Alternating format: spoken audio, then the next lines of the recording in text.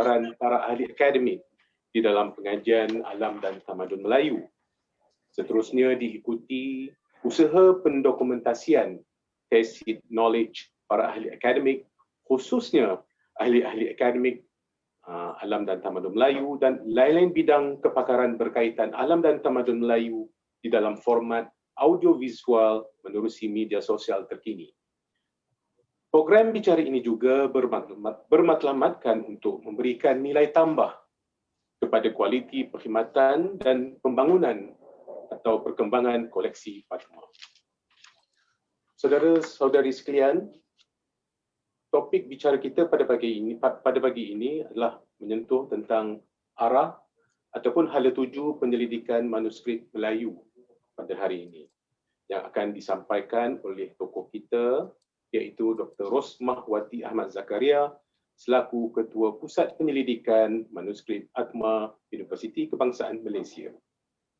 Sebelum itu, saudara-saudari sekalian, saya ingin membawa minda saudara-saudari sekalian kepada kepentingan kita memelihara manuskrip kita.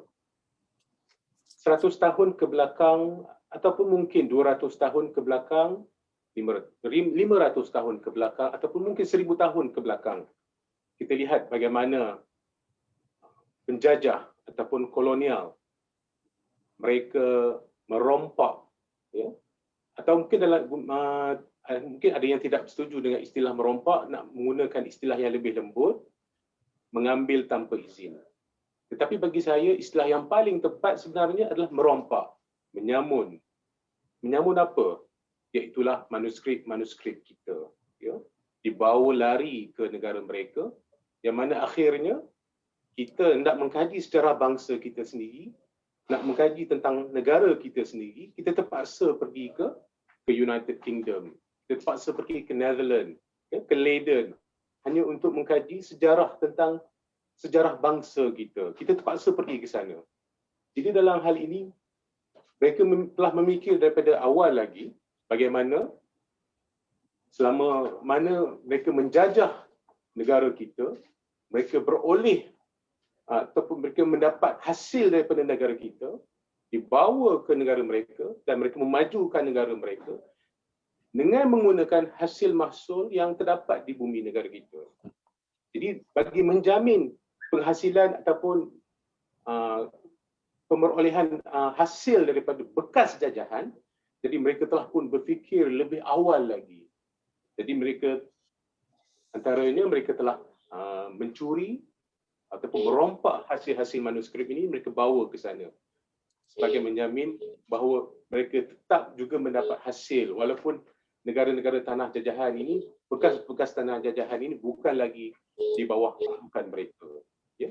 Dan di samping aspek yang lain juga, kita lihat bagaimana besarkan gambar dia macam mana. Penjajah ini telah meletakkan satu titik perbalahan, satu titik pemberontakan. Sebagai contoh, perjanjian Inggeris-Belanda 1824 yang mana telah memisahkan Kepulauan Melayu, yang mana di dalam perjanjian tersebut pihak Belanda hanya boleh meluaskan jajahan takluknya di sebelah Pulau Sumatera, Jawa dan Borneo, ya, di Kalimantan. Manakala British di sebelah Semenanjung dan ke atas. Ya. Di situ dah melihatkan perpecahan. Nak besarkan gambar macam mana? Melayu sendiri. Dan juga menerusi perjanjian Inggeris Siam ataupun dikenali sebagai perjanjian Bangkok 1909 juga, di mana telah memisahkan, ya, kesatuan Melayu sendiri, negeri-negeri Melayu, iaitu negeri Fatani, Darussalam, negeri Setul, Mambang Segara yang sekarang ini dikenali sebagai Satun. Ya. Kalau ikut yang sebenarnya, semenanjung tanah Melayu itu bermula dari Tenasrim di Myanmar. Tenasrim ni dalam bahasa Melayunya adalah Tenang Sari. Ya, Kompong Dua. Ya, kalau di Kompong Dua itu masyarakat Melayu di situ bercakap dengan logat Kedah. Ya, Loklak lah, macam-macam istilah-istilah yang digunakan di situ. Sama seperti mana yang diungkapkan, yang dituturkan oleh masyarakat Kedah sendiri pada hari ini. Sama. Ya. Jadi kita lihat ini kesan daripada tindakan penjajah ini telah memecah belahkan bangsa Melayu, ya, dan meletakkan satu titik titik permulaan kepada pemberontakan seperti mana pemberontakan di Selatan, ya, bangsa saudara kita di sana memberontak. Jadi apabila berlaku pemberontakan, jadi sudah pasti mereka memerlukan alat untuk mempertahankan diri. Jadi kepada siapa mereka nak membelinya sudah pasti daripada bekas penjajah. Jadi di situlah peranan penjajah.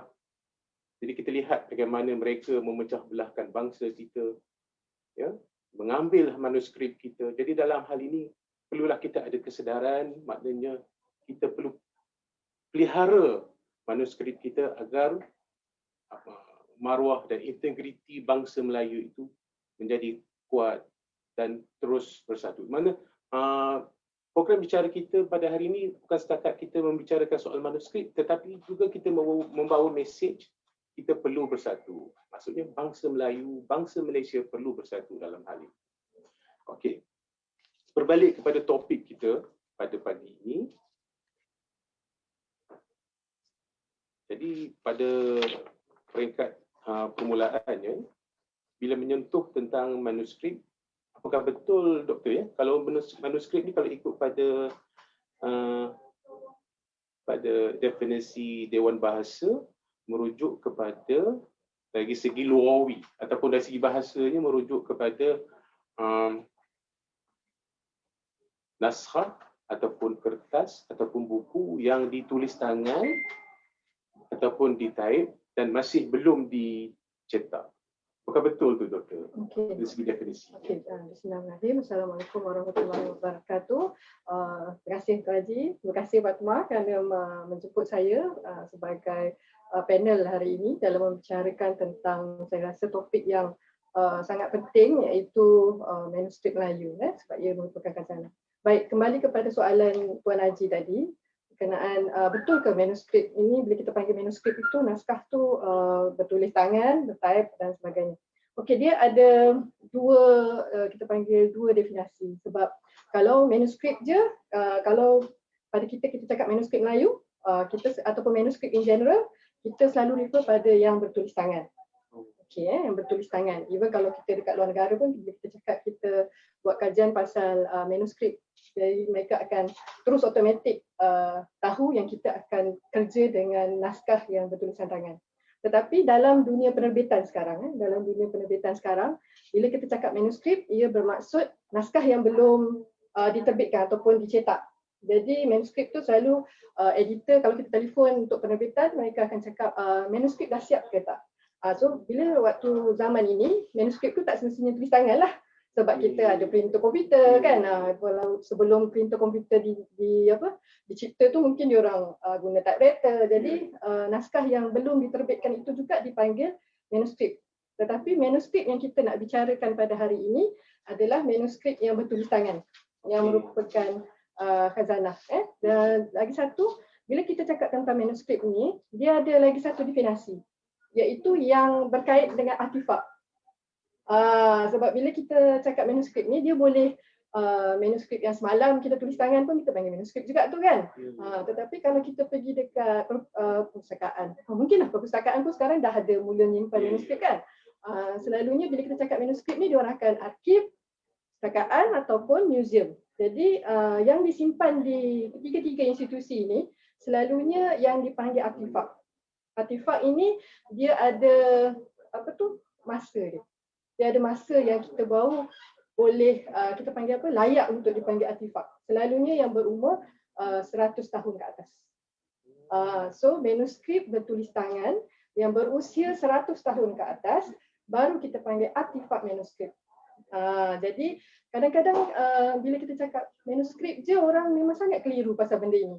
Kadang-kadang manuskrip yang baru 10, 20 tahun, 30 tahun, mereka dah anggap sebagai artifak. Itu hanya manuskrip. Definisi literal lah macam Tuan Haji cakap tadi kan. Tapi bila kita cakap dari konteks ataupun konsep artifak, dia adalah yang berusia 100 tahun ke atas. Jadi kalau seiring dengan kemajuan teknologi, maksudnya apabila mencapai usia 100 tahun, walaupun dia bukan bertulis tangan, tapi dia ditaip melalui print, maksudnya dengan mesin pencetak, apakah bahan itu kelak akan dianggap sebagai manuskrip yang ataupun artifak yang sebagaimana yang dimaksud? Dia akan masuk dalam kategori artifak. Sebab bila 100 tahun ke atas tu, dalam museum pun dia ada manuskrip yang litograf, yang cetak batu. Dia tak tulis tangan, dia cetak batu. Yang itu pun kita kategorikan sebagai manuskrip litograf, tapi dalam kategori artifak. So cetak batu tu adalah langkah pertama kepada percetakan moden. Maknanya selepas zaman tulis tangan tu, dia orang dah mula litograf, and then dia dah mula ke arah block printing, and then seterusnya machine lah. Jadi maksudnya mungkin pada masa akan datang akan ada pembahagian ataupun era, maksudnya manuskrip bertulisan tangan, manuskrip bertai, dan akhirnya manuskrip yang seperti mana yang sekarang ni. Sebab itu kalau dalam katalog, selalunya setiap institusi akan keluarkan katalog manuskrip, koleksi manuskrip yang mereka ada, Tuan Haji. Dia akan tulis dekat situ manuskrip apa, tajuk. Lepas tu mungkin dari segi teknikal dia boleh letak dekat situ tulisan tangan ataupun printing ataupun litograf ataupun apa teknik yang digunakan dalam penghasilan manuskrip itu. Itu sangat membantu sekarang sebab kita tahu zaman tu dah panjang, dah banyak manuskrip yang dihasilkan, teknik pun dah semakin berkembang. Jadi memang kena classifiedkan benda tu penting dalam setiap katalog. Kita tak boleh main secara pukal je lah, kita tak boleh pukal semua manuskrip tulisan tangan. So memang sangat penting untuk seorang pakar manuskrip ataupun orang yang bekerja dengan manuskrip untuk tahu yang ini tulisan tangan, yang ini litograf, yang ini print print dengan blok, ataupun yang ini print machine. Dia memang boleh kategorikan benda tu. Benda tu sangat penting. Nampaknya agak menarik juga ya topik manuskrip ini. Dan jadi sebelum kita pergi lebih jauh lagi, kita pun ingin mengetahui sedikit banyak tentang maksudnya latar belakang pendidikan doktor sendiri. Doktor mendapat maksudnya memang perkhususan itu memang di dalam bidang manuskrip atau bagaimana? Ini orang selalu duk tanya saya, daripada dulu orang duk tanya, daripada mana belajar pasal manuskrip ni kan? Saya sebenarnya merupakan graduan daripada UIA. Saya punya ijazah pertama lah. Ijazah pertama saya di UIA, bidang sejarah dan tamadun Islam lah, sains kemanusiaan. Jadi yang selepas itu saya terus masuk bekerja. Saya bekerja di Museum Kesenian Islam Malaysia di Kuala Lumpur. Kalau mungkin saya rasa sekarang ni dah ramai dah orang kenal Museum Kesenian Islam kan, dekat belakang Masjid Negara tu. Di situlah saya punya perkenalan dengan manuskrip itu. Waktu saya belajar dekat UIA tu, belajar macam biasa je lah kan. Tetapi untuk saya kenal dan jatuh cinta dengan manuskrip ini adalah di Museum Kesenian Islam. Lepas itu saya bekerja di sana dalam 14 tahun sebelum saya berhenti dan menghabiskan PhD saya di UKM. Lepas tu saya menceburi bidang akademik lah. Jadi master sarjana dengan doktor falsafah saya adalah daripada Atma. Saya punya PhD berkaitan dengan teknik dan ragam hias penjelidan Al-Quran Pantadina. Tapi pengkhususan tentang ataupun ialah pengkhususan tentang manuskrip ini memang pastinya ada kaitan dengan ijazah pertama sejarah, bidang sejarah kan. Dan benda tu memang sinonim dengan sejarah.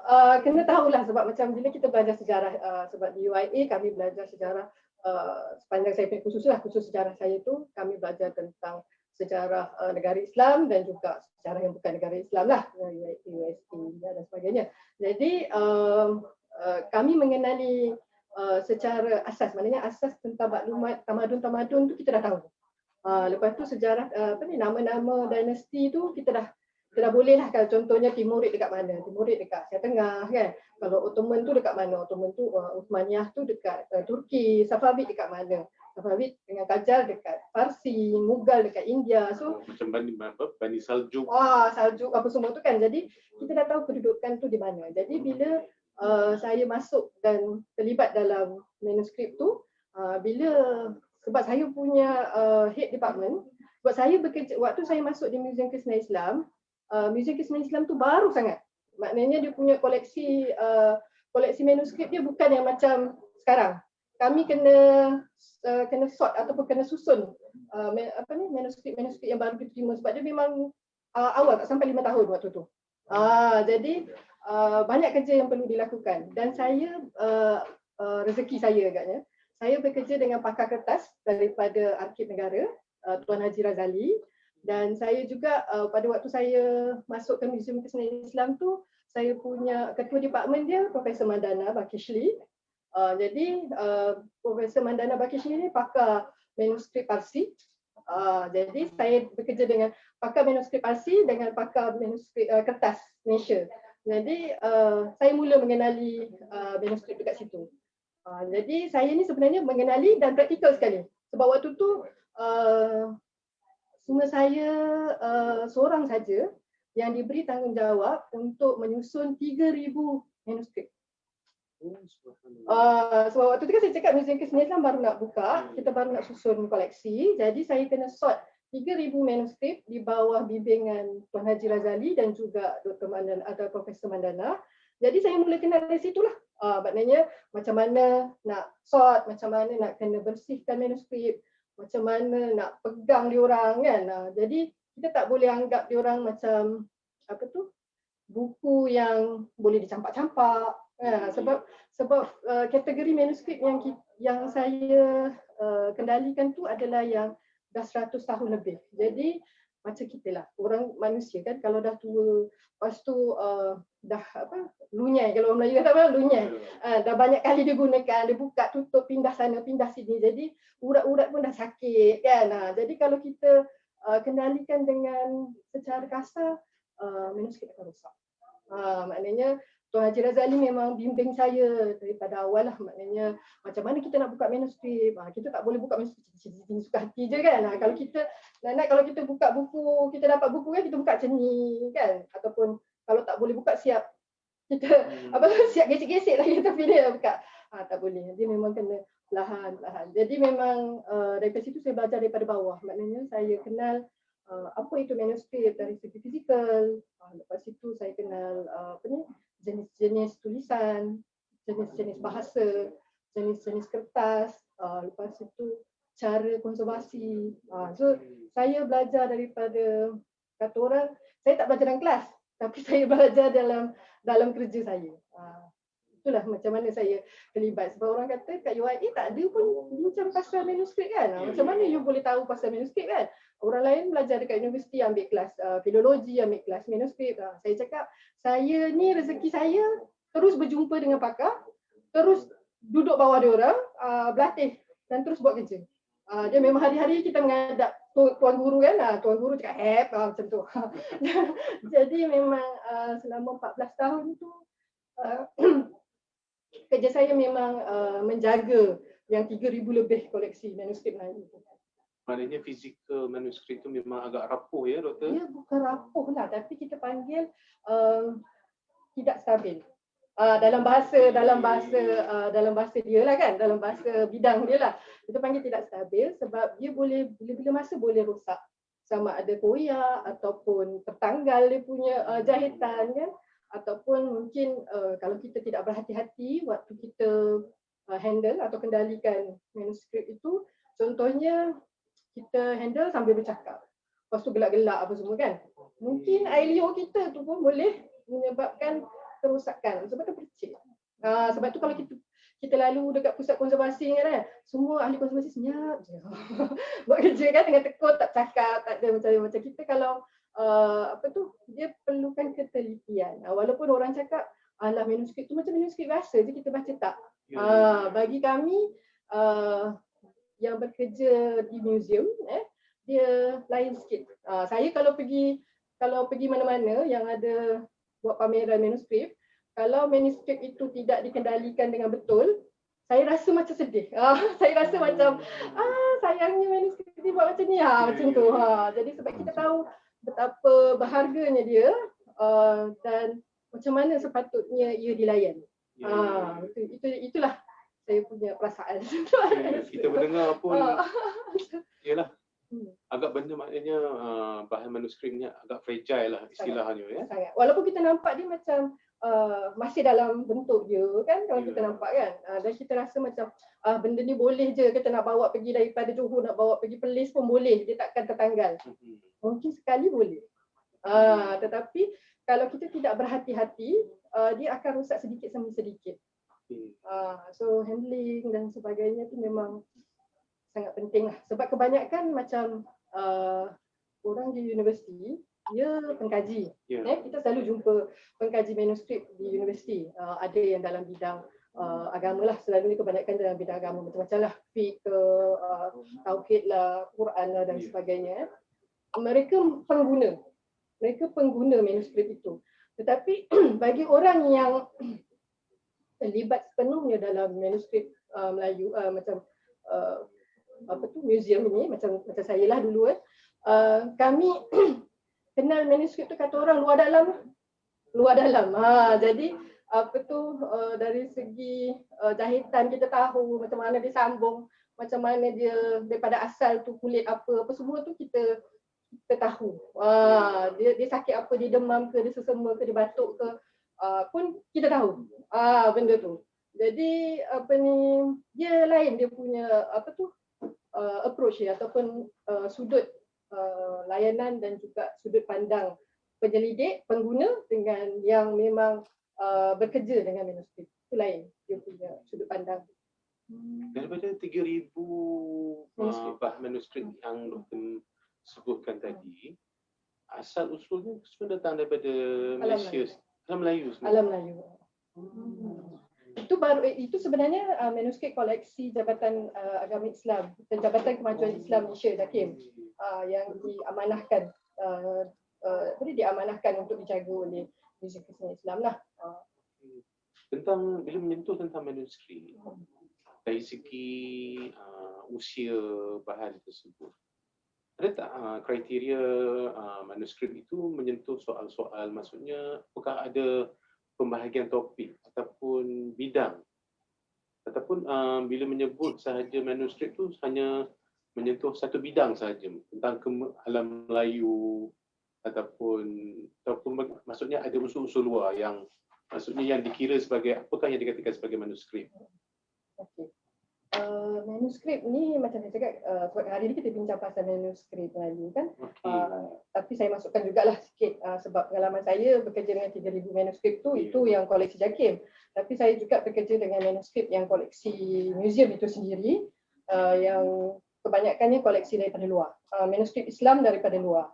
Jadi kita boleh nampak dengan mudah dia punya kaitan ataupun beberapa elemen yang ada pengaruh kepada manuskrip Melayu. Okey, jadi saya bagi contoh. Pertama sekali memang tulisan. Tulisan itu memang sangat untuk dikesan. Kalau kita selalu tengok bila kita buka manuskrip tu, manuskrip Melayu selalunya dia ada kita kena pasti tulisan Arab ataupun tulisan Jawi lah, tulisan Jawi bahasa Melayu. Tapi dalam tulisan Jawi bahasa Melayu tu ada bahasa Melayu yang lain-lain juga. Sebab ada juga yang macam junior, kadang-kadang bila mereka datang ataupun masuk untuk training baca manuskrip, bila kita cakap boleh baca Jawi, boleh. Tapi bila kita bagi satu manuskrip, dia kata saya tak boleh baca lah manuskrip ni, doktor. Ini tulisan Jawi ni, kenapa tak boleh baca kan? Okey, saja kita nak test dia. So, memang bahasa Melayu, tetapi bahasa Melayu daerah lain-lain. Dia memang bahasa Melayu lama, tulisan pun lama. Jadi especially kalau kita bagi contohnya graduan kita sekarang. Graduan yang mungkin ambil manuskrip di fakulti masing-masing, bila kita bagi contoh manuskrip untuk mereka baca, mereka akan rasa doktor ini ejaan dia lain lah. Ini ejaan dia lain. Itulah dia punya kemahiran dia. Kita pun tak boleh ajar benda tu dalam kelas. Sebab benda ni dia kena selalu bekerja dengan manuskrip, nanti kamu boleh nampak dia punya ejaan tu Mungkin di Aceh ejaannya lain, di Pantai Timur, di Patani ejaannya lain kan. Kalau kita baca manuskrip daripada Pantai Timur, mungkin bunyi-bunyi dia macam Pantai Timur jugalah. Kalau macam saya orang Melaka, baca manuskrip Pantai Timur, saya macam tak faham. Saya tanya saya punya staff lah, Encik Bazri kan. Encik Bazri ni maksudnya apa? Bunyi dia betul ke bunyi dia macam ni? Nanti itu keindahan dia. Keindahan bahasa dalam manuskrip tadi. Bila menyentuh tentang manuskrip itu ya, saya teringat tentang, ialah maksudnya tentang sejarah Melayu, karangan yang kitab Sulalatus Salatin. Jadi bahan begini memang tidak ada dalam pegangan kita ya, betul. Sulalatus Salatin ini telah banyak diterjemahkan. Ada, tapi kita ada di PNM benar Sulalatus Salatin. Yang asal betul. Dia ada banyak version. Dia ada banyak version. Sebab tu kalau kita tengok di Fatma ini sendiri kita tengok ada transliterasi. Kan ada transliterasi yang daripada Indonesia, ada transliterasi yang daripada Malaysia, daripada Barat sendiri. Jadi salinan Sulalatus Salatin itu memang telah tersebar.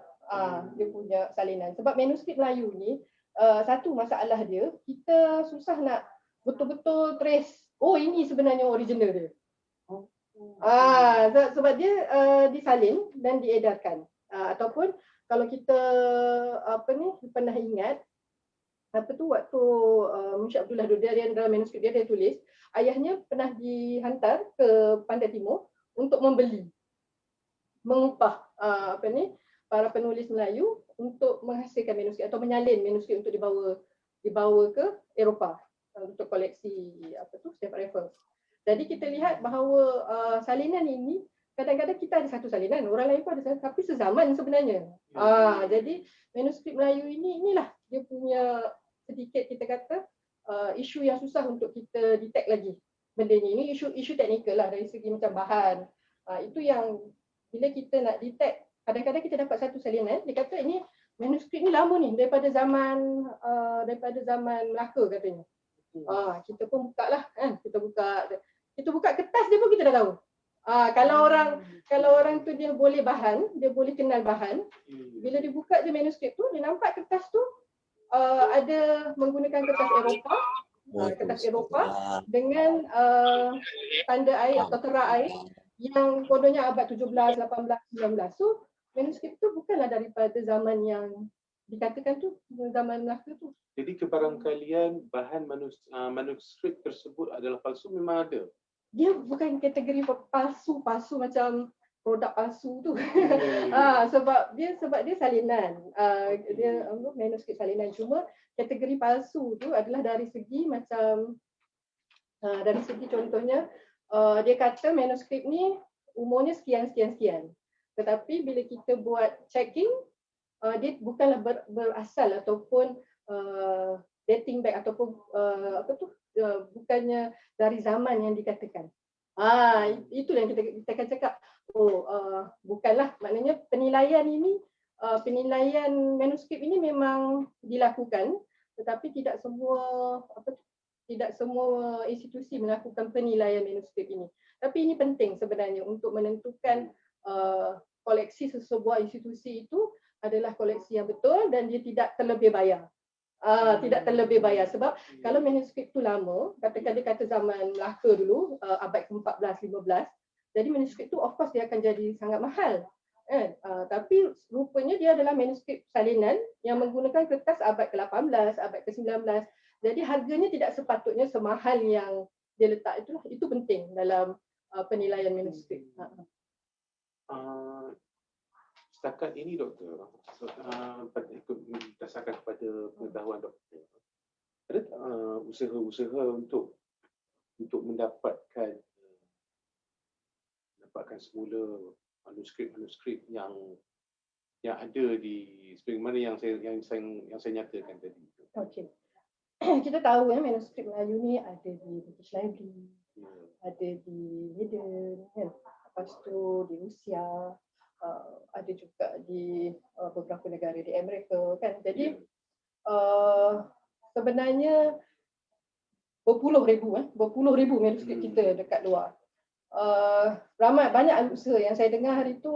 Ada sebuah universiti di Pantai Timur nak bawa balik lah, cuba nak memerlukan koleksinya. Lepas itu ada juga usaha-usaha daripada kerajaan sendiri untuk bawa balik manuskrip Melayu yang penting kan.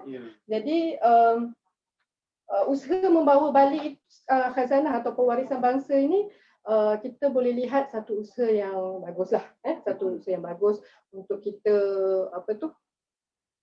bangga dengan warisan ilmu kita. Tetapi perkara yang paling penting kita perlu ingat adalah selain bawa balik itu, apa ilmu yang kita boleh keluarkan daripada manuskrip itu. Itu lebih penting. Maknanya ilmu yang ada dalam manuskrip itu lebih penting. Maknanya penyelidikan perlu dijalankan. Dan yang kita bawa balik kita simpan. Sebab kalau kita bawa balik kita simpan, kita kena fikir satu perkara lagi. Dari segi peralatannya, adakah kita bersedia? Dari segi kepakarannya, adakah kita bersedia? Yang lokal lah. Mungkin orang kata tak apa, kita boleh hire ataupun kita boleh ambil pakar daripada British Library ke, kita boleh ambil daripada pakar VNA ke untuk kerja dengan kita. Boleh, tak salah. Tetapi berapa lama pakar tu akan berada di negara kita? So kalau kita memang betul-betul telah bersedia, yes, kita boleh bawa balik koleksi kita, kita simpan dekat tempat kita. Sebab manuskrip ini dia perlukan penjagaan 24 jam. 24 jam /7. Maknanya sepanjang masa, sepanjang hari. Jadi dengan keuangannya, maintenance-nya dan sebagainya. Jadi sebelum kita mampu di peringkat yang itu, apa kata kita usahakan dalam penyelidikan dulu. Kita gali ilmunya dulu, sebab sekarang ni koleksi-koleksi di luar negara itu sudah boleh diakses. Sudah boleh diakses melalui, sebab mereka dah buat digital kan. Mereka dah buat digital, jadi kita boleh request untuk lihat kita punya koleksi manuskrip itu untuk penyidik-penyidik. Jadi mereka dah boleh mula buat penyidikan. So daripada penyidikan ini baru kita tahu manuskrip penting, manuskrip ni kurang penting, manuskrip ni tak apa, kita boleh simpan dulu. So bila kita ada duit sikit yang kita atau peruntukan sikit untuk kita bawa balik manuskrip Melayu tu, apa kata kita bawa balik manuskrip yang penting dulu. Jadi kita tak adalah main teba jala macam tu je kan. Jadi melalui penyelidikan kita akan dapat tahu mana manuskrip yang betul-betul berharga untuk negara kita ataupun dari segi warisan khazanah ilmu kita yang betul-betul berharga. Yang itu kita target. Jadi tidaklah bermakna manuskrip ini fokusnya hanya terhad kepada kesusasteraan semata-mata. Jadi maknanya memang ada banyak topik-topik dia. Ada banyak topik. Manuskrip ni dia ada banyak topik. Kalau yang waktu saya ni sebenarnya suka kalau kerja duduk dengan manuskrip tiap hari buka manuskrip baru.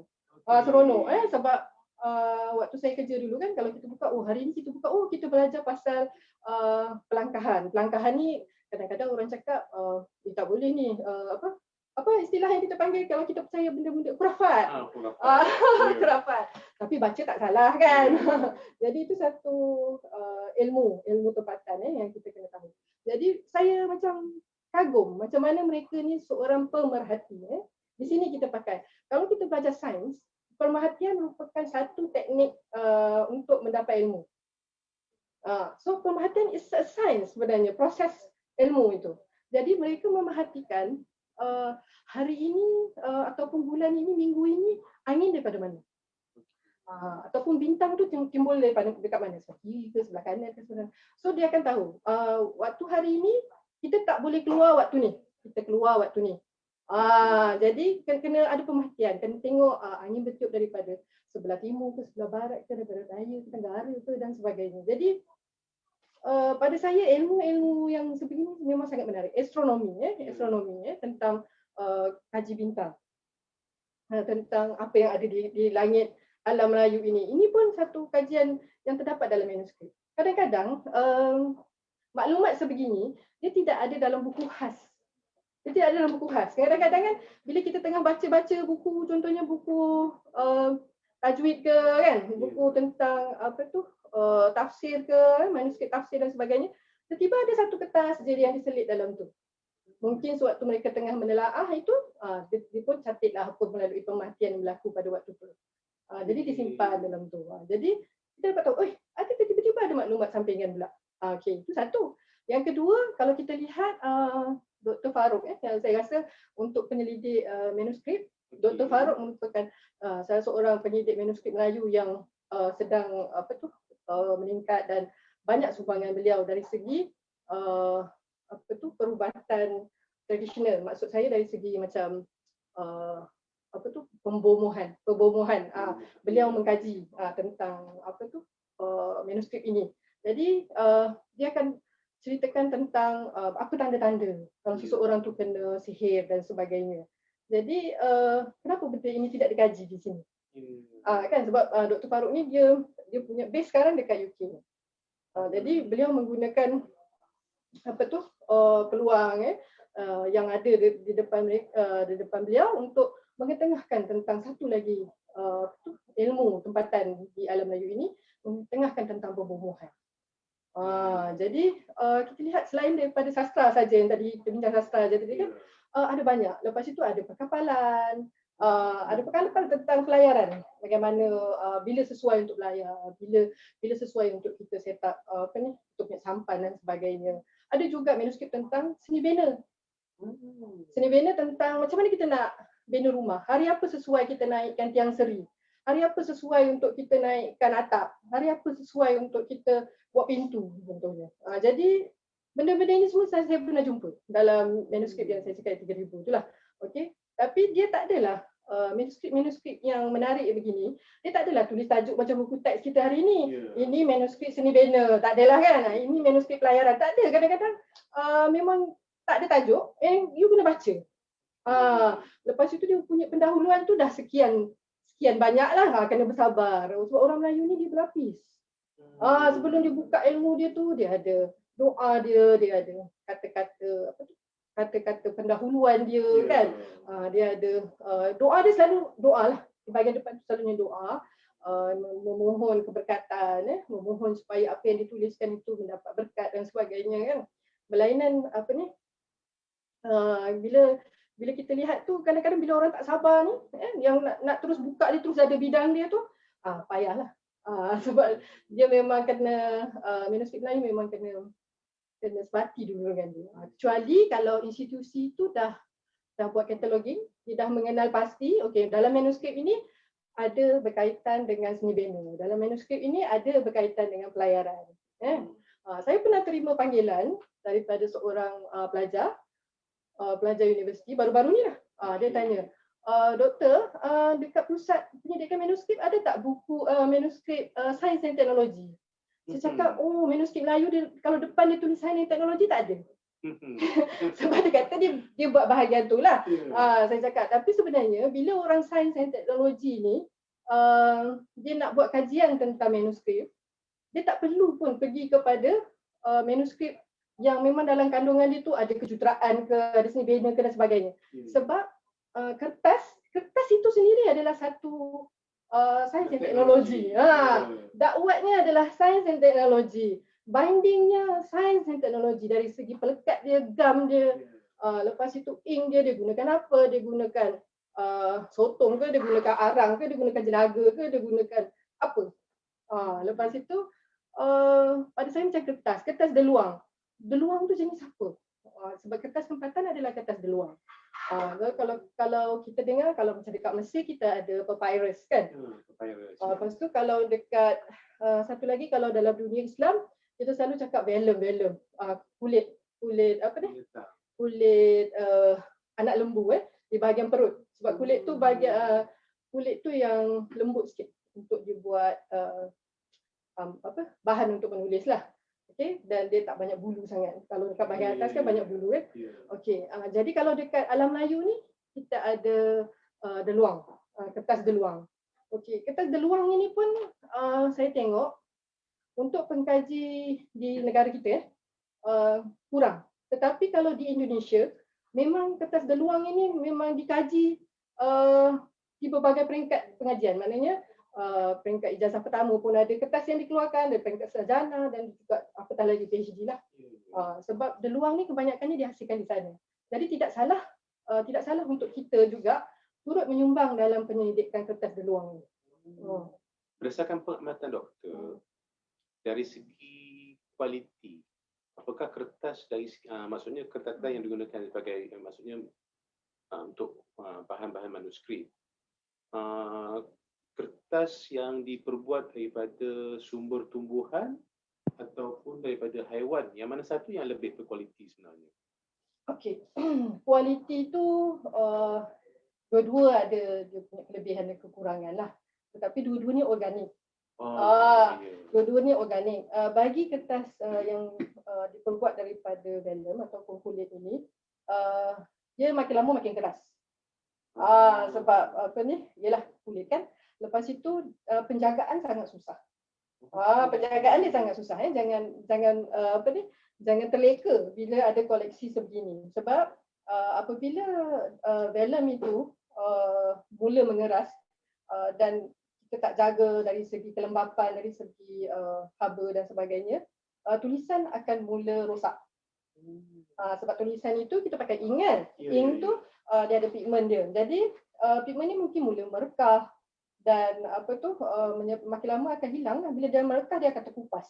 Dia akan hilang. Okey. Itu dari segi kertas ataupun kebaikan dan kekurangan vellum lah. Tapi kalau kita nak display tu nampak cantik lah kan, dan dia lebih tebal daripada kertas.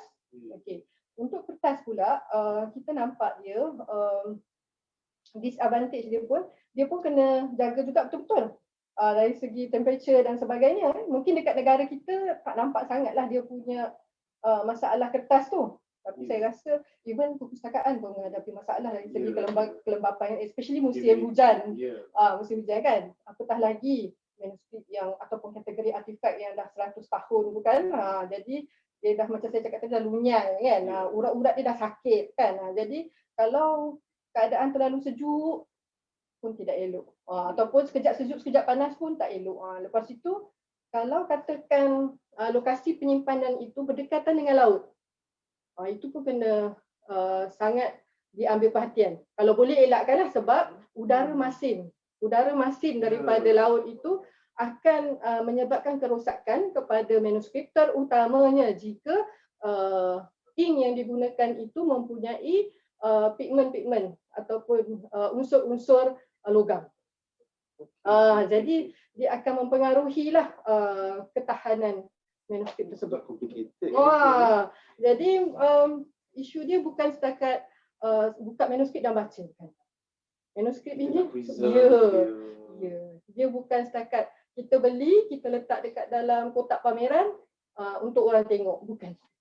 Manuskrip ini adalah satu perjalanan yang turun naik.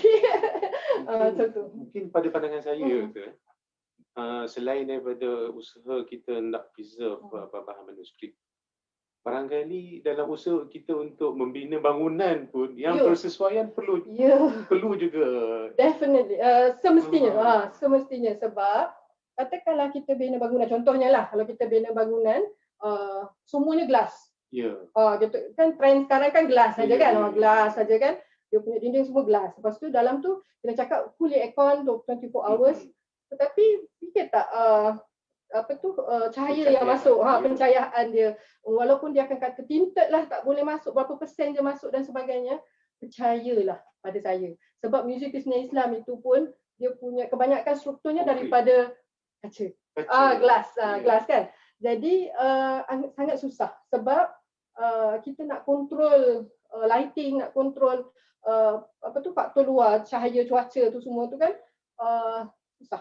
Walaupun dalam ni kita ada aircon. Sebab bila kat luar panas, kat dalam ni aircon, dia akan mempengaruhi suhu dekat dalam ni kan. Kita naikkan lagi supaya benda tu sejuk kan. Jadi dia tak boleh bertahan lama sebenarnya. Jadi pencahayaan itu merujuk kepada pencahayaan asli.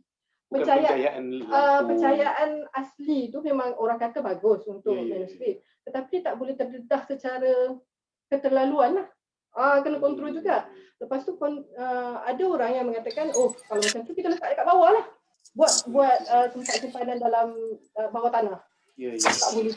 Sebab kita punya negara selalu hujan, ada musim lembap. Kalau nak buat tu memang kena ambil kira dari segi layer ataupun lapisan dinding itu supaya tak ada penyerapan humidity tu, kelembapan. Kalau tak ada, kita akan menghadapi masalah fungus.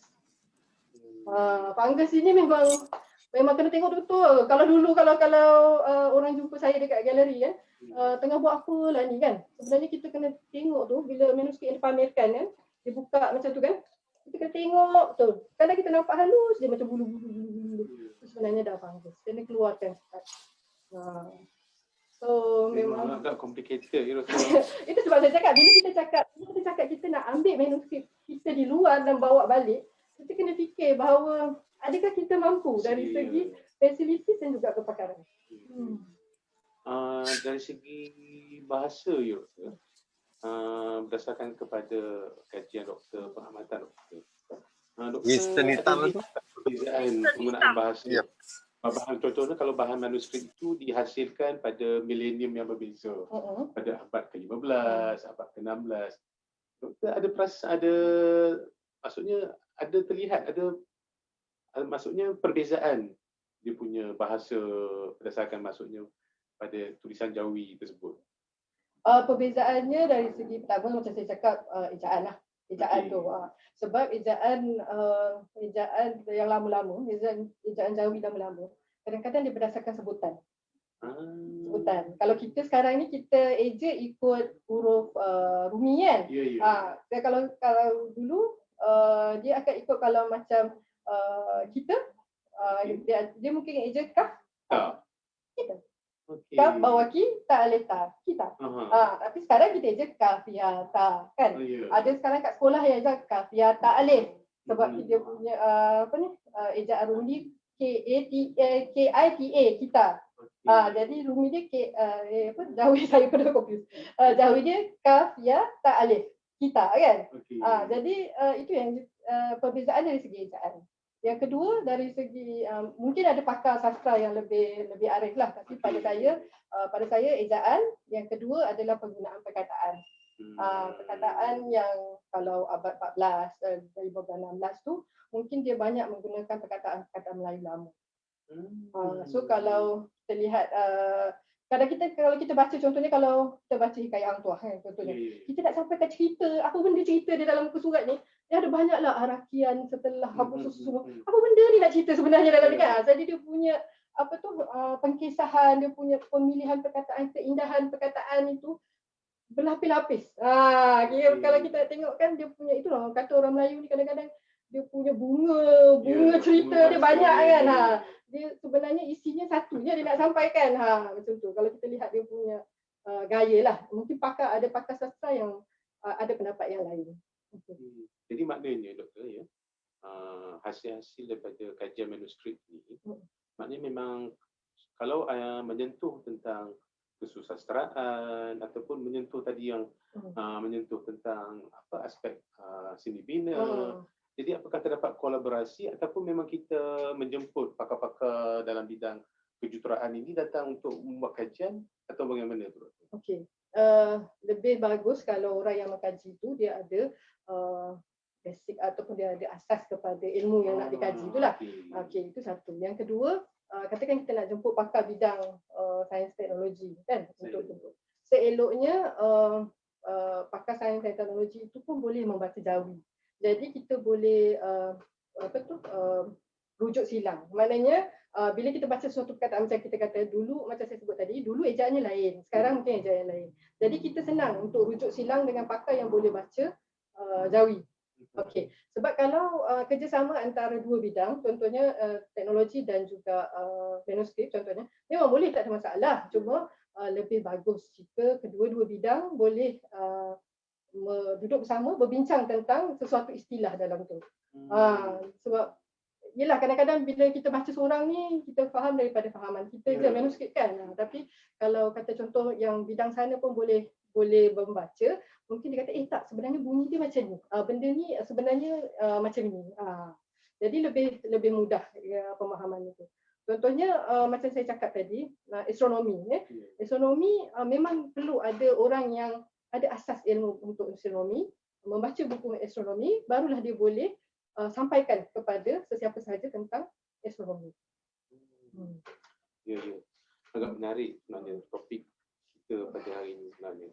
Satu lagi doktor, peranan perpustakaan ya. Okay. Kalau kita lihat usia perpustakaan UKM ini dah lebih 40 tahun. Okay. Katakanlah bertahan sehingga 100 tahun akan datang, lebih 100 tahun. InsyaAllah. Dari segi mungkin pihak perpustakaan mungkin boleh buat pemilihan lah. Maksudnya bahan-bahan mana yang boleh di-preserve. Okey doktor ya. Jadi doktor lihat apakah keperluan untuk pemeliharaan dan pemuliharaan ini, apakah kita perlu membuat pilihan ke ataupun kesemua bahan koleksi perpustakaan itu kita kena pelihara. Okay. Semestinya perpustakaan dia punya tujuan dia lain lah compare kalau kita nak cakap pasal manuskrip saja. Yeah. Kalau perpustakaan ni dia ada banyak bahan bercetak daripada berbagai bidang. Berbagai bidang. Jadi kalau kita nak simpan semua, kalau macam Tuan Haji cakap tadi, untuk mungkin sekarang 40 tahun lebih, lagi 60 tahun lagi, dah 100 tahun kan, kalau nak simpan semua boleh, tapi space. Ruang tu kena dibesarkan sebab kita tahu macam Vatican contohnya, Vatican mereka mempunyai koleksi manuskrip ataupun koleksi manuskrip dan buku yang banyak dari serata dunia yang dikumpul kepada mereka. Tapi diorang punya ruang atau space tu besar.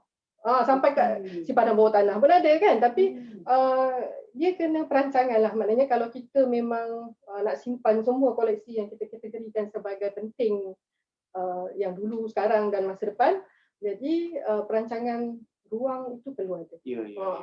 Sebab baru kita boleh simpan semua. Kalau tak ada, kalau katakan kekangan kita dari segi mungkin bajet untuk dapatkan bajet satu, tanah pun satulah kalau nak buat bangunan tu kan.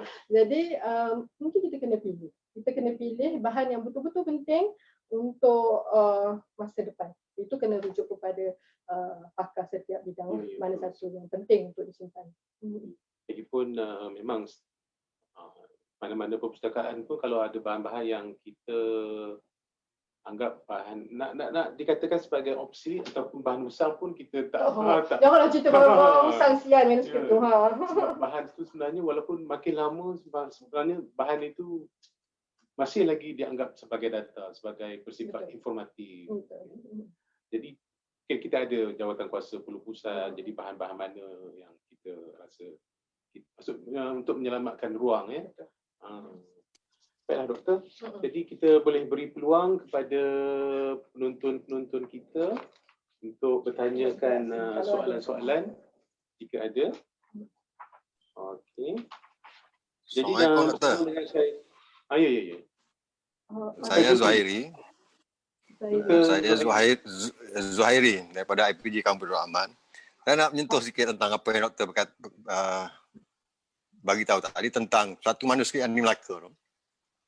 Yang kita nak mencari apa yang originality, yang mana yang paling tua. Adakah naskah itu tua ataupun tidak?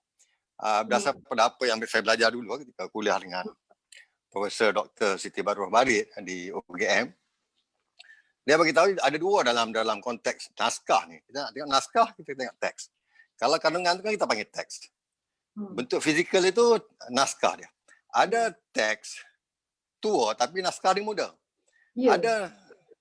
Ada naskah muda tapi teks dia tua.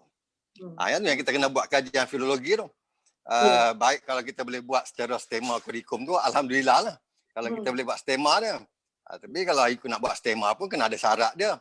Naskah mesti turun dari atas ke bawah, tak boleh dikembangkan daripada tepi. Kalau daripada tepi tu maksudnya kita kena pakai yang teori filologi moden lah. Itu yang kita kena perlu hati-hati ketika kita buat kajian secara filologis. Sebab kalau kita tengok kertas kita tahu keluar tahun bila berdasar pada watermark yang ada pada kertas itu. Betul tak, Dam? Kita kena tahu kertas itu diterbitkan tahun bila. Jadi sebab itulah yang penting, kalau boleh kita buat kajian secara filologis tradisional itu, kita memunikan teks tu balik, maka kita dapat tahulah naskah mana yang paling tua nanti. Tapi itu suatu yang sukar lah. Kalau kita nak buat sejarah Melayu pun ada 35 versi, itu memang susah. Satu lagi saya nak menyentuh juga tentang akses kepada manuskrip. Saya berpeluang untuk buat penelitian di 3 buah pustakaan. Pertama di pusat manuskrip Melayu lah di Pustakaan Negara Malaysia. Yang kedua di Jakarta, di Perpustakaan Nasional Indonesia di Jakarta. Dan yang ketiga di Leiden. Akses itu. Di Leiden itu lebih mudah berbanding pada dua-dua perpustakaan tadilah. Saya ingat lagi ketika ke Leiden pada tahun 2015. Saya minta saja naskah tu nanti dalam 20 minit akan sampai naskah itu dalam naskah yang asli lah, manuskrip asli tu, bukan dalam bentuk mikrofilm atau microfiche tapi dalam bentuk manuskrip betul. Jadi saya ke sana tu dalam 9 hari saya boleh meneliti lebih kurang dalam 10 manuskrip saya teliti, sebab saya tu pun ke sana sebab nak meneliti hikayat Semau sebenarnya. Tapi dibawa pulang tu hampir 10 manuskrip yang lain lah, termasuklah hikayat Iskandar Syair Bidasari dan sebagainya.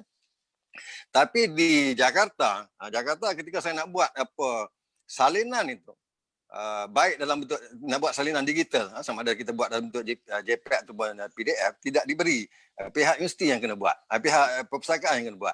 Begitu juga dengan yang di perpustakaan negara kita. Tapi di Leiden saya dibenarkan untuk ambil gambar. Jadi saya ambil gambar, saya buat salinan dalam bentuk JPEG dengan PDF. Jadi kita boleh buat balik, senang. Cuma masa saja itu terhad pada saya, ada 9 hari saja ke sana.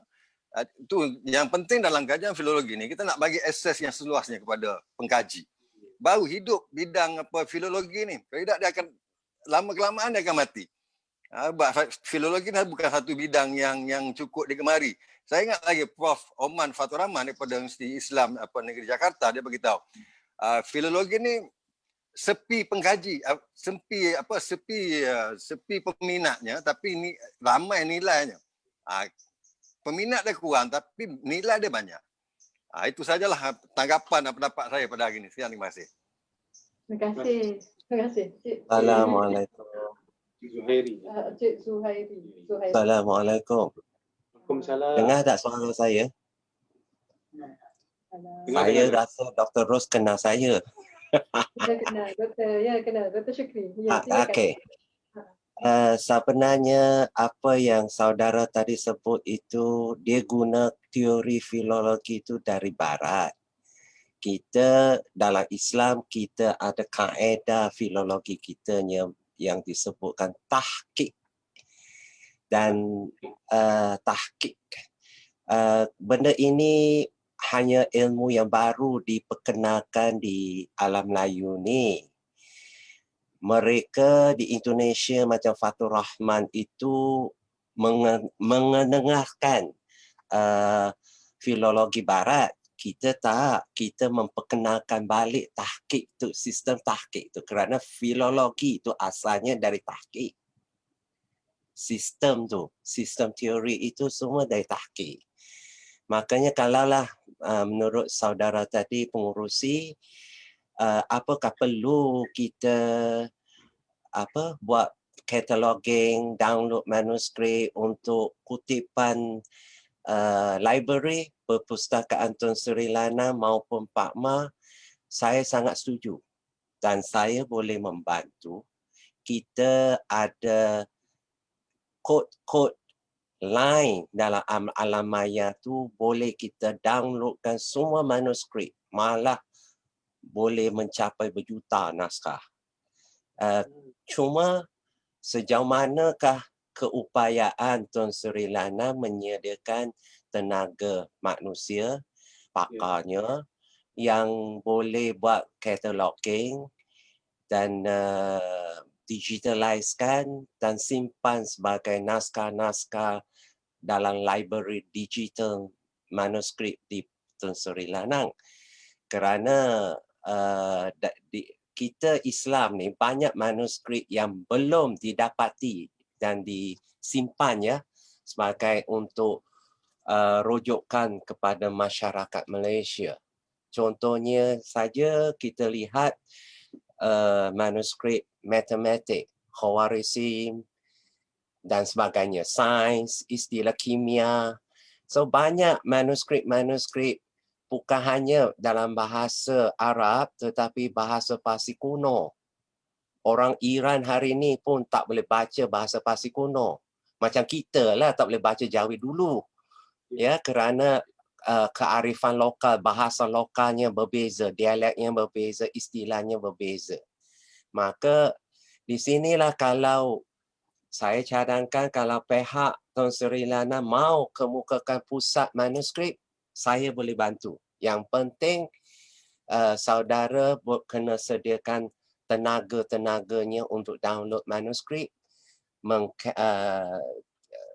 CD-kan, katalogkan, dan kita buat satu library manuskrip digital untuk untuk masyarakat lah. Pasal UKM ni sudah lebih dari 50 tahun usianya, tapi saya rasa sudah sampai waktunya kita untuk bangunkan sistem ini. Ya, insya-Allah saya akan bantu. Saya dengan Dr. Rosmawati bersama-sama berganding bahu untuk membantu Tun Sri Lana, insya-Allah. Assalamualaikum.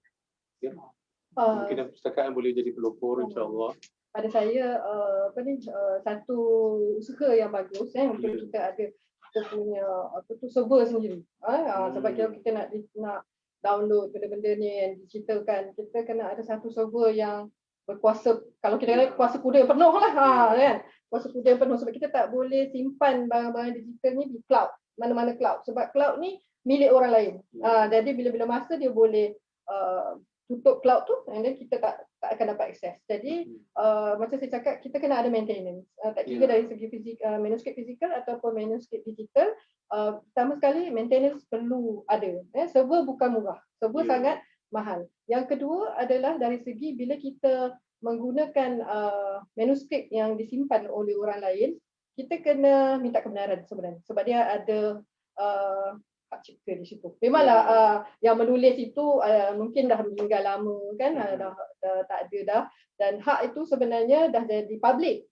Tetapi pemilik itu kalau dia beli manuskrip itu, sebenarnya dia ada hak ke atas manuskrip tersebut. Jadi kita benda-benda digital ini sebenarnya dia melibatkan isu hak yang sangat complicated juga sebenarnya. Kadang-kadang dia cakap, buku ni kan orang ni yang tulis, tetapi kenapa pula orang ni nak claim hak? Tapi kita kena ingat dia hak sebagai pemilik naskah. Yang itu sebenarnya perlu diambil kira, sebab memang macam hari tu waktu tahun lepas, waktu British Library buka akses kepada koleksi dia, semua orang boleh akses kepada manuskrip dia. Kita boleh even besarkan zoom, kita tengok sampai ke kertas dia, kita boleh tengok dia punya fiber dia punya, sebab koleksi gambar yang diberi itu sangat besar, tetapi tak boleh download sebab hak masih bawah British Library. Jadi memang kalau kita dapat kebenaran untuk akses ataupun download semua benda-benda manuskrip ini, dia memang sangat bagus dan sebenarnya menjimatkanlah dari segi membeli, tapi kita kena buat peruntukan pula dari segi nak menyediakan server. Selain server, macam Dr. Syukri cakap tadi, kepakaran orang yang nak menguruskannya, bukan setakat simpan saja, kena ada juga orang dari segi teknologi yang nak buat cataloging, digital cataloging dia, nak kena maintain dia dan sebagainya. Jadi either manual ataupun digital, kedua-duanya ada perlu ada peruntukan. Yang senangnya ada duit kita cerita. Okey. Saya lihat dari segi kebaikannya di sini, apabila maksudnya kita mendigitasikan manuskrip ini, daripada satu aspek kita berupaya untuk menyelamatkan bahan manuskrip yang asal agar tidak berlaku kerosakan, ya kan betul? Cuma apabila didigitasikan, jadi sebagaimana tadilah menyentuh soal copyright, hak cipta, hak milik. Hak cipta tu dah tak jadi dah, sebab penulis dah insya-Allah dah meninggal lah kan. Dah tak ada dah. Cuma itu isunya. Cuma saya nak sentuh yang Encik Zahiruddin cakap tadi, akses. Akses tu kan kenapa dekat Malaysia ni susah, dekat luar negeri senang berbanding nak akses dan sebagainya. Okey, sebenarnya macam ni, sebab saya rasa di Malaysia ni kita punya koleksi satu kepercayaan kepada penyidik itu sendiri. Sebab kalau yang pergi luar negeri tu sebenarnya dia memang betul-betul betul-betul yang boleh mampu sampai ke luar negeri tu untuk cari manuskrip ni, Ya. sebenarnya mereka ni dah memang betul-betul perlukan manuskrip itu dan dia sebenarnya sayang manuskrip tu. Jadi cara dia handle tu lain. Okey, orang di luar sana dia memang lebih mudah untuk akses, untuk buat salinan dan sebagainya. Sebab saya pernah bertugas di bahagian ini, maknanya bila orang mohon nak akses, mungkin ada pekaji-pekaji manuskrip yang pernah deal dengan saya kan, mungkin ada yang pernah ditolak oleh saya untuk handling, untuk ambil gambar. Mungkin waktu mereka nak baca manuskrip pun saya tugaskan seorang staff untuk bukakan helaian manuskrip itu. Mungkin kalau Cik Zahiruddin nak marah, mungkin saya seorang je lah bukakan manuskrip tu, berapa nak muka surat berapa dan sebagainya. Sebab kita pernah bagi, mungkin di institusi saya dululah, kita pernah bagi kebenaran, tetapi manuskrip rosak. Tu yang saya cakap, keboleh percayaan untuk pengkaji handle manuskrip itu dengan bagus. Sebab bila diorang nak ambil gambar, contoh nak ambil gambar, manuskrip kan kadang-kadang dia melengkung. Bila kita buka tu kadang-kadang dia melengkung, lepas tu dia macam ni kan. So dia nak ambil gambar, dia tekan. So bila dia tekan, tak elok untuk manuskrip itu seorang. Kalau ada contohnya 5 orang lagi yang nak guna selepas itu, apa akan jadi pada manuskrip tersebut? Itu satu hal. Okay, itu untuk manuskrip yang belum dikonserv. Untuk manuskrip yang kadang-kadang telah melalui proses konservasi, dia kadang-kadang dah melalui proses konservasi, lepas itu telah diletakkan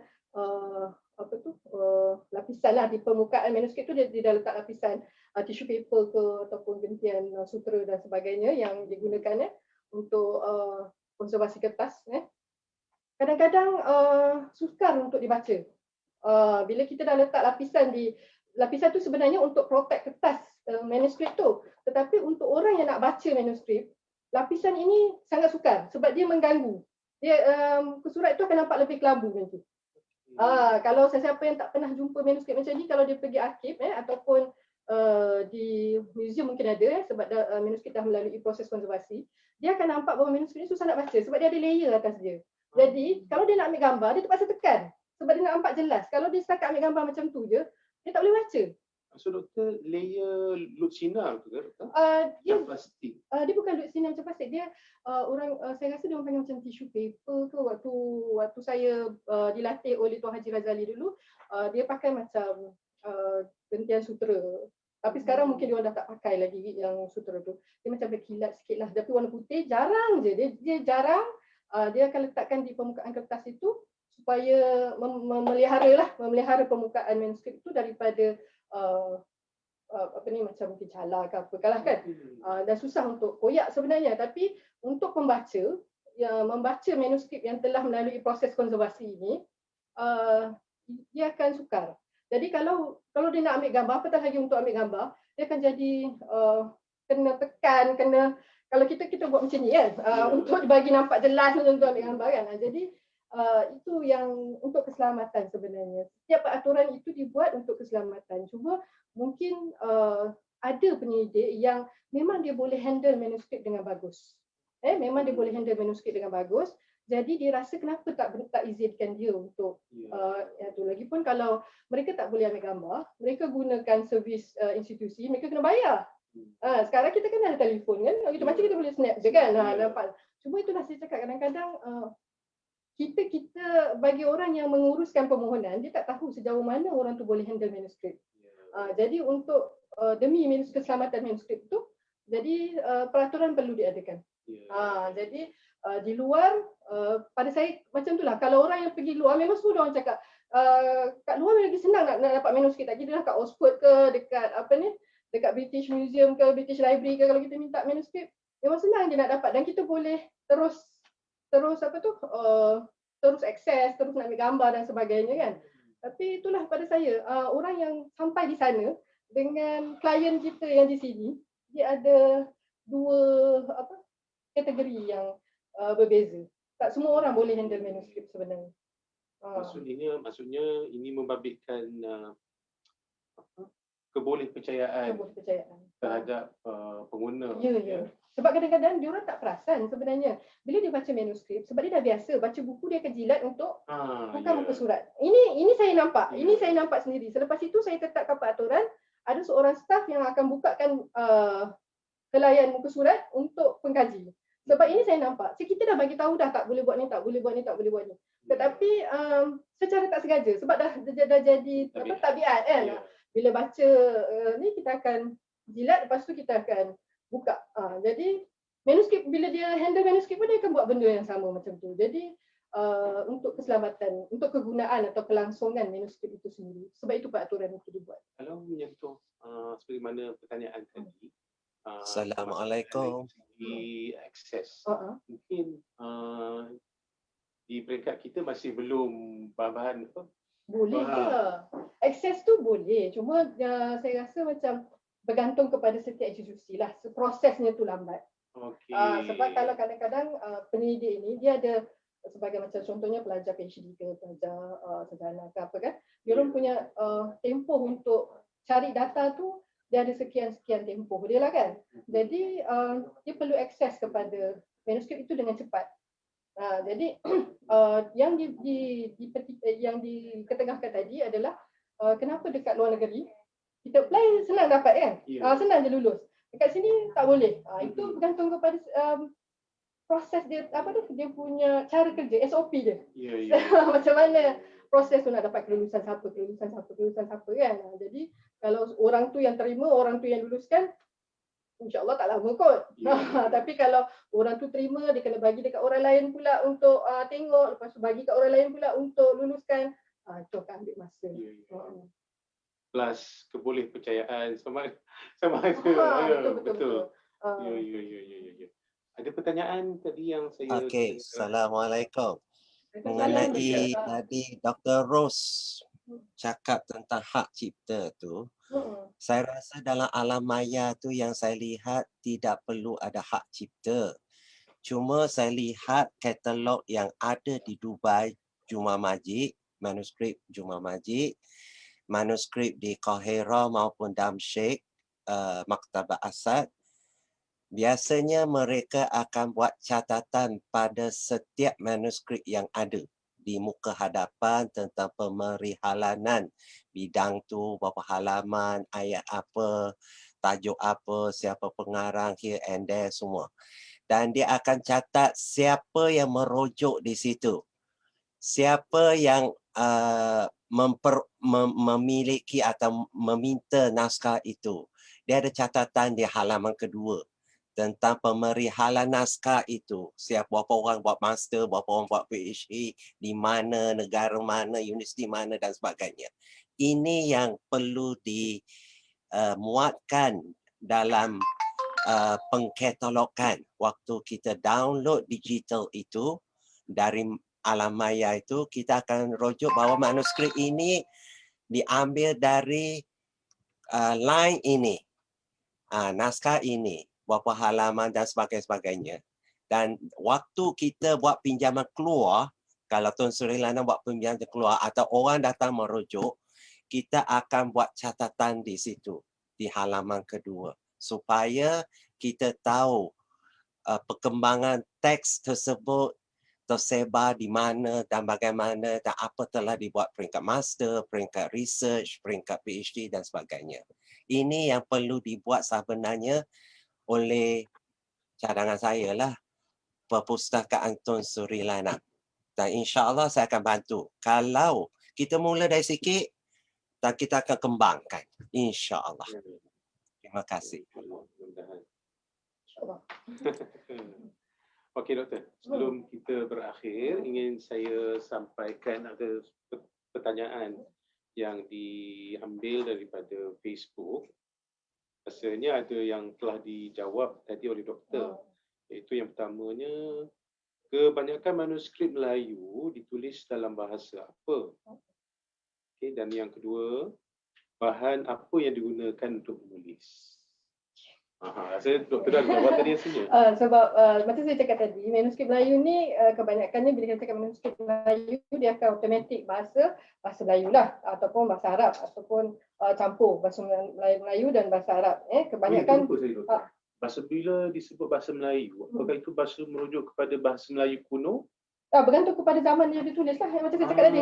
So kalau ditulis abad ke-16, zaman itu punya bahasa lah. Kalau 18, 19, dia dah tengok dia punya perkembangan bahasa itu sendiri. Itu orang bahasa boleh jelaskan lagi dengan jelaslah tentang perkembangan ataupun evolusi bahasa itu. Tetapi bahasa Melayu itu pun macam saya cakap tadi, dia bahasa Melayu mana? Bahasa Melayu Jawa ke, bahasa Melayu Aceh ke, bahasa Melayu Riau ke, bahasa Melayu Melaka ke, bahasa Melayu Petani ke, bahasa Melayu Pantai Timur ke kan. Jadi bila kita cakap bahasa Melayu je, kita tak boleh automatik ingat bahasa Melayu yang kita guna sekarang. Tidak sebab bahasa Melayu manuskrip ni dia ikut wilayah Melayu mana yang manuskrip itu dihasilkan pada zaman tersebut. Okey. Saya rasa saya jawab soalan dari segi bahasa. Yang kedua dari segi bahan. Okey. Bahan ini kita jarang guna alam Melayu saya cerita alam Melayu, bukan manuskrip yang mungkin nanti orang cakap ada saya jumpa manuskrip vellum vellum itu sangat rare untuk alam Melayu. Vellum selalunya untuk Asia Tengah, negara Middle East ataupun Parsi ke ataupun India. Tapi kebanyakannya Middle East lah. Okay. Tapi kat kawasan kita ni, kebanyakan kita pakai deluang ataupun kita pakai daun apa tu? Kita pakai daun nipah, ada jumpa daun nipah dalam koleksi manuskrip Hakim itu. Lepas itu kulit kayu, bukan deluang. Deluang adalah manuskrip kertas yang dihasilkan dan sangat sempurna lah, halus dia bila dia dah proses tu, sebelum tulis dia dah proses tu, dia punya permukaan tu agak halus dan sesuai untuk menulis dan sebagainya. Lepas tu kita ada buluh, kita juga ada menggunakan manuskrip kayu, memang kayu betul. Kalau kita tengok tu, dia tulis tu macam atas papan, tapi sebenarnya kayu yang dia tidak proses jadi papan lah, tapi atas kayu. Okay. Ada banyak bahan, tapi selain daripada kulit lah, sebab kulit sangat jarang digunakan dalam yang tadi tu doktor, yang deluang tadi itu merujuk kepada pokok ke? Ya, pokok mulberry. Pokok mulberry ni dia proses, dia punya inti sari apa ni? Kulit tu, kulit dalam tu, bukan kulit luar kan? Kulit dalam tu, lepas tu dia ketuk sampai dia jadi lembut.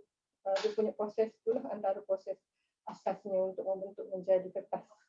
Dalam 3,000 bahan manuskrip tadi tu doktor, ada tak yang bahan itu merujuk pada batu? Batu tak ada. Batu tak.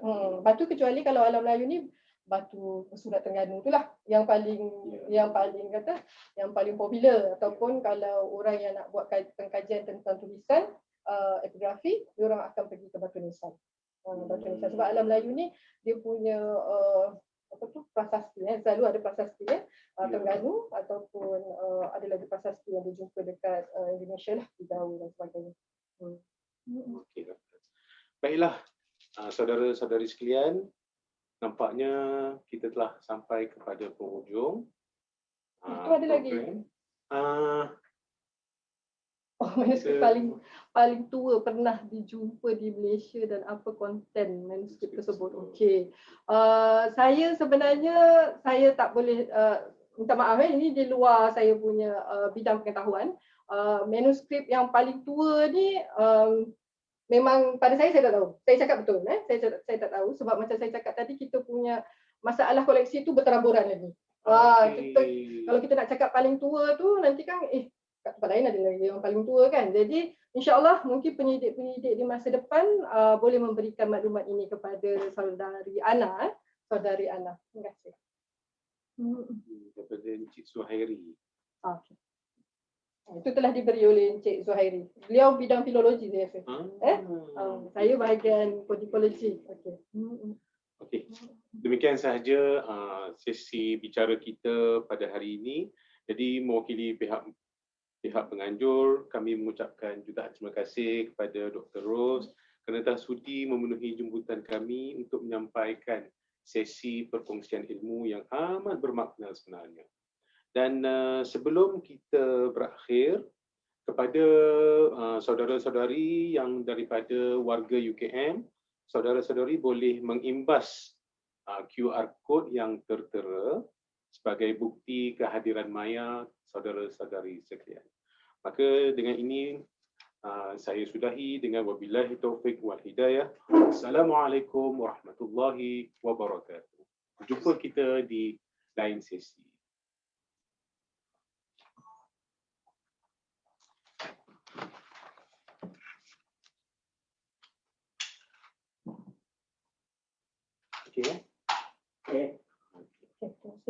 Mestilah doktor. Ya, manuskrip saya ni. kodikologi tu, so macam Cik Suhairi bantu dari segi filologi tu memang menarik lah, macam memang macam Dr. Syukri cakap tadi pasal pentahkikan dan sebenarnya kan. Kalau kami di bidang museum, untuk tahu manuskrip tu apa ni, siapa yang tulis apa semuanya, kita pergi ke bahagian kolofon. Tetapi untuk manuskrip Melayu ni, dia kekurangan dia, kalau yang manuskrip tentang bidang keagamaan tu senang lah. Selalu kita nampak buku Syekh Daud Al-Fatani, Syekh Abdullah Al-Fatani kan. Apa tu, kebanyakannya ada tulis dekat belakang tu, dia dapat dia menyalin kitab ini ataupun dia menyalin kutubah ini daripada mana, siapa yang sampaikan, selalunya lengkap untuk bahagian manuskrip agama. Tetapi untuk manuskrip yang tempatan, contohnya perubatan, selalu tak ada.